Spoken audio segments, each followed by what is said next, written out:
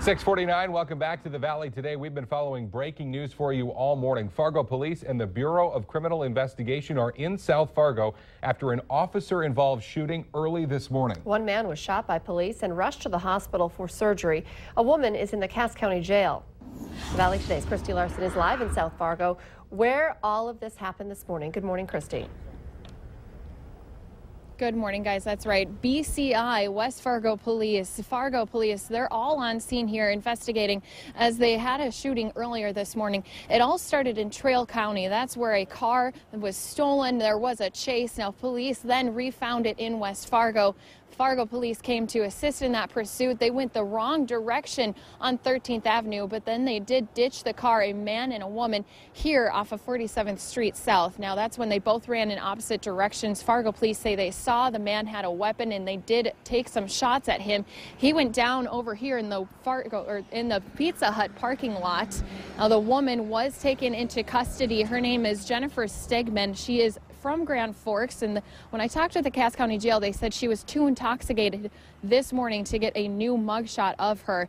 And right now, the man who was shot and the suspect is in right now surgery at Essentia. We have not heard an update on his condition quite yet. But right now, guys, because there was a Fargo police officer who was involved with this shooting, BCI is taking over this investigation. They've been marking a lot of different spots out here where cars are stopped and taking a lot of photos. We're hoping to learn more when they have a press conference here at 7:30. Christy, we also have heard that this may have been a result of a chase that actually started in Trail County. Have you gotten any more details from investigators about that part of the story? You know, all I've had is them confirm that this was from a chase in Trail County, but then they lost the car, or maybe they put up that pursuit. We haven't learned a lot of those details yet, but that's when West Fargo police spotted this car. They did say that this vehicle was stolen from Trail County, so things did get started over there. We're hoping to learn more, like I said, Kyle and Lisa, once we go to that press conference here at 7:30 this morning. Of course, we will be carrying that news conference live this morning, so stay with Valley News Live. We'll obviously have much more coverage on this breaking story throughout the day, both on TV, online, and of course on your mobile device as well. It's now 8 minutes before 7 o'clock, and it's time for weather and traffic on the ones, and we start with meteorologist Lisa Green and a little bit cooler start to our Monday. And yes. Oh, what a pretty picture behind you. Oh, gorgeous shot of the moon. We've gotten so many of these photos of the lunar eclipse that happened late last night.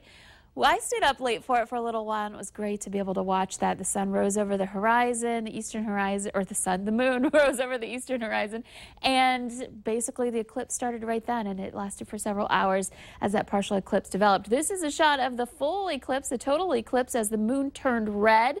When that light was passing through the edges of the earth, through the atmosphere, it got scattered, and the red light made it to the moon. Great shot. Thank you so much, Becca, for taking this. She said it's a bit of a struggle to capture a shot of the moon as it's going through that eclipse process. So got to be a good photographer for that, and Becca got a great shot of that photo. So thank you so much. We have many more on our Facebook page. We've been sharing a handful of them this morning, but there's more that have been posted. And if you have a shot of the moon from last night, please share it on our Facebook page. This morning, we've got mostly cloudy conditions. The clouds rolled right back in. Temperatures are in the 50s in the Southern Valley, so out at the bus stop, a little cool this morning, and it'll stay cool, not like the 80s that we had this weekend. So make sure you're prepared for much cooler weather today as you step out the door and you send the kids out the door too. Here's how warm we'll get. 68 degrees, not much warmth at all on the way, mostly sunny skies with wind out of the north and picking up to about 20 miles per hour. We'll get some sun into the afternoon for much of the valley, but we are starting off with cloud cover and even some rain showers. Southern Valley especially, where we're seeing the clouds and that rain basically south of I-94 Highway 10. There's some rain creeping north of there over into the Detroit Lakes area and Becker County. Very light stuff, some sprinkles there. Heavier rain, which isn't even heavy. It's just more light, steady rain falling in Dickey County right now. Here's a look at our temperatures. 49 degrees in Grand Forks. Actually, we just dipped down now to 48 degrees. We saw that on the air. 45 in Langdon, and it's 56 degrees currently in Fargo. Over in the Lakes Country, still hanging on to some warmer temperatures. The clouds kind of helping to keep us from bottoming out too much there at 59 in Fergus Falls. Today's high temperatures this afternoon will be in the mid to upper 60s in the south. Up to the north, that cold air will continue to be pushing in, and that's going to keep us even lower. Even though we'll have sunshine, temperatures will be in those mid 50s to some low 60s there. Looking ahead into the next several days, today's high 68 in Fargo, and we stay in the 60s throughout the work week. Let's check in now with Al for an update on traffic. I'm eastbound on Interstate 94 this morning, and westbound traffic is really thick. Wow, really busy out here this morning. Eastbound, not quite as bad, but you need to know that the Interstate 94 on the Minnesota side from Highway 75 to Highway 336, expect some traffic delays out here for the next 3 days. The deal is that DOT crews are going to be out here, and they're going to be striping the road. As you know, they put down asphalt overlay over the stretch of road, the 6-mile stretch of road, and now they're going to put the stripes on, and that's liable to cause some traffic congestion, so make sure that you're looking out for that. The 2 stalled cars that we had on the North Dakota side are both gone, so that's a good thing. Those folks are moving this morning. A lot of traffic on Interstate 29 as well. Drive extra carefully today. Willamette Valley today traffic.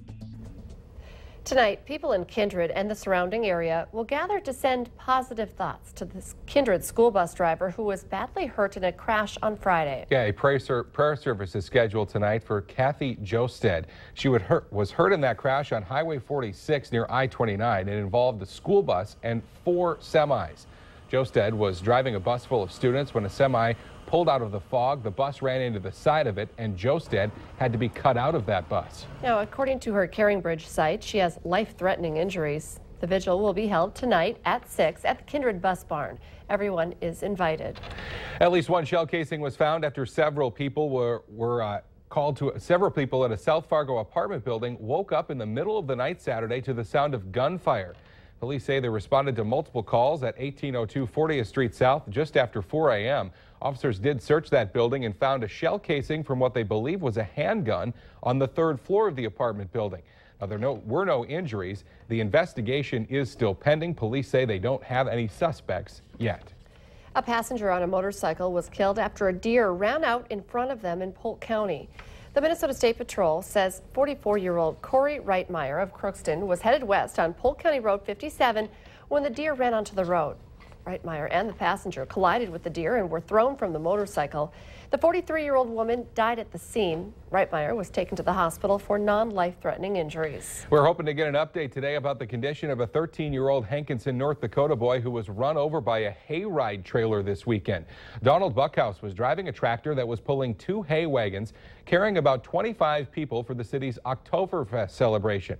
The tractor was going about 5 miles an hour when the boy was run over by a trailer it was pulling. He was airlifted to Sanford Hospital in Fargo. Now, a GoFundMe page says that Ethan Peterson remains in very serious condition. This after losing his father just a week ago.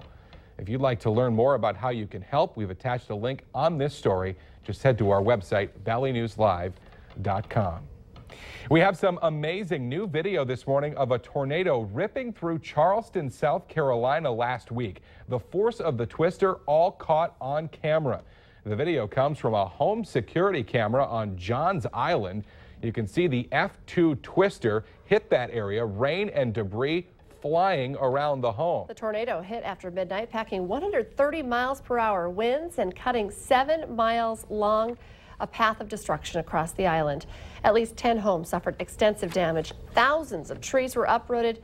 Luckily, no injuries were reported. Well, stargazers around the world got a double treat last night. If you had to go to bed, we've been showing you lots of pictures. Here's some video.